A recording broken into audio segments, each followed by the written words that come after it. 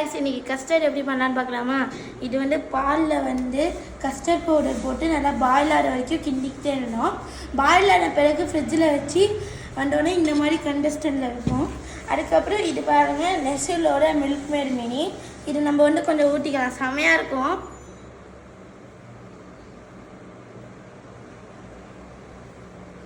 நல்லா மிக்ஸ் பண்ணிக்கலாம். இப்போ நம்ம வந்து பொமக்ரானட்டும் ஆப்பிளும் என் அம்மா கட் பண்ணி வச்சுருந்தாங்க. அந்த ஃப்ரூட்ஸ் இருக்குது, வாங்க இதில் கொட்டிடலாம்.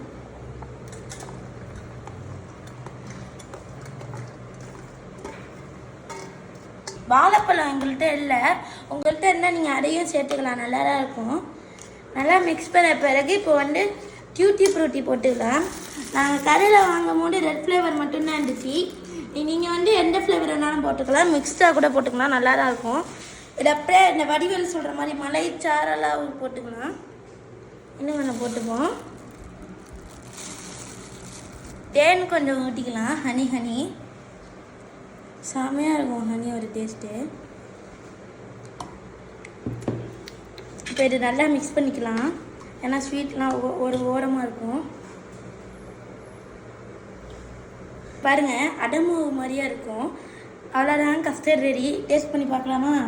நல்லா எடுத்தாச்சு. செம்மையாக இருக்குது. கஸ்டர்ட்னா கஸ்டர்ட் தான் சொல்லுங்கள். பாய் பாய். மீண்டும் ஒரு வீடியோ சந்திப்போம். Stay tune.